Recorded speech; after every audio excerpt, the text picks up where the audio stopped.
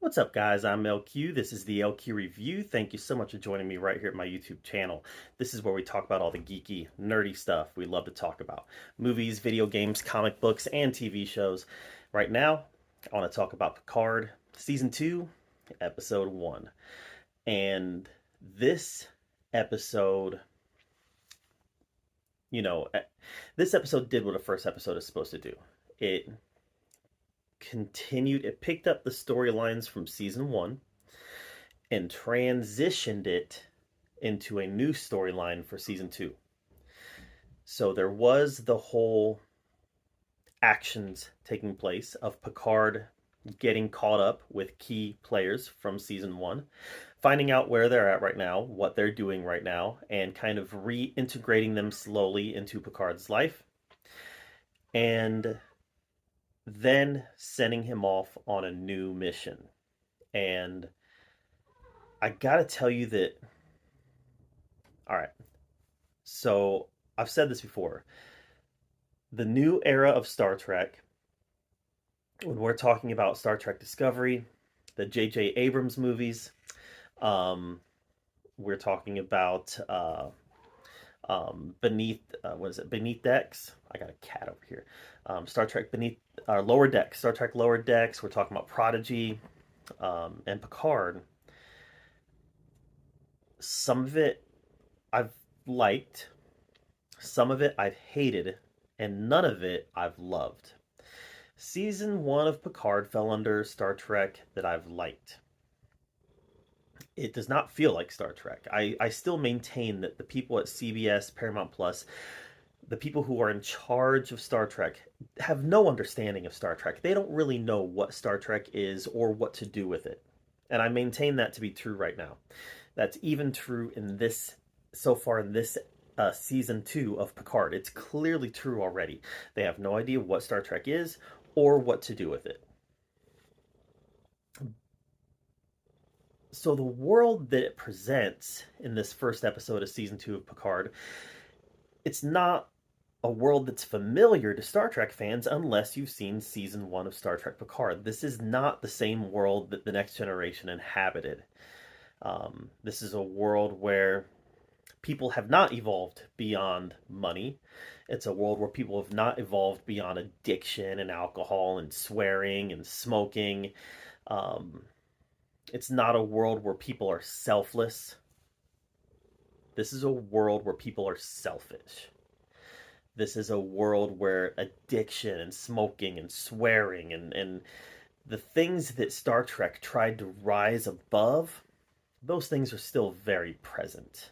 And it's this griminess almost that doesn't feel like Star Trek. So yeah, I feel like I could go on all day about how CBS and Paramount Plus don't understand Picard, but let's actually talk about this episode of Picard as it exists on its own. Not necessarily as a part of the entire Star Trek mythology, but as it exists on its own. Was this a good episode of Picard? Um, Not really. Not really. Uh, there was it's setting up a promising storyline in the essence that there is something that brings everybody back together, and there is an alien entity that is calling for Picard, and that literally brings him out of retirement and back into space. And that alien element ends up being the Borg. Surprise, surprise, Picard can never get away from the Borg. And, you know, CBS and Paramount Plus probably know that the Borg sell tickets. Tickets, right? Or at least get views. Um, it didn't look like the Borg. It wasn't cube. Now I realize the Borg has had non-cube ships before, but this did not even resemble a Borg ship. Um, the Borg that ended up beaming onto the ship did not resemble Borg in the slightest. Almost reminded me a bit of a Mortal Kombat fighter. It didn't look or feel like the Borg. Even the way that the collective spoke, it wasn't Borg.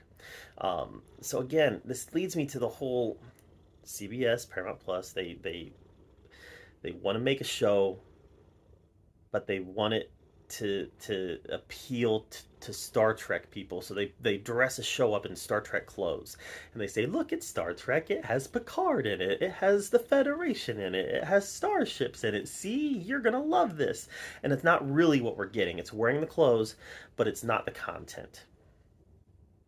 Um, it does end somewhat promisingly with the reintroduction of Q. Now, Q, from me, was just, he's a part of my childhood. Like, I grew up watching The Next Generation with my mom. It was must-see viewing on TV when I was a kid, and we never missed an episode. You know, they didn't have streaming back then. The only way to watch TV shows was when they happened to be on TV.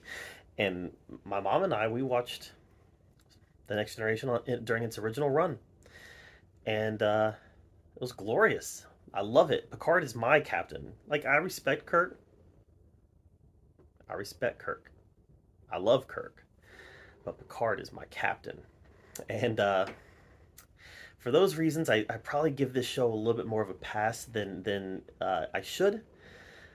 And I probably give the inclusion of somebody like Q a little bit more pass than I should. And I probably give somebody like Guinan, being in this episode, Whoopi Goldberg, a little bit more pass than I should. Even their explanation for why she's aged, it just all seems very convenient. Somehow I found myself enjoying this, but it wasn't good. And I don't know if that makes any sense. But here we are. So, first episode of Star Trek Picard. I loved bringing back Q. I will always be around when Picard is on the TV screen in front of me. It was cool seeing the return of Guinan. It was nice seeing them pick up the threads left by season 1, which I liked. I mean, it wasn't Star Trek, but I liked it. But this, again, isn't Star Trek. And I wish Paramount Plus would figure that out. So, what did you think of episode 1 of Star Trek Picard? Let me know in the comments down below. I'd love to hear your take on it. While you're down there commenting, make sure you subscribe to my channel. And as always, thank you so much for joining me right here at the LQ Review. And until next time, we'll see you later.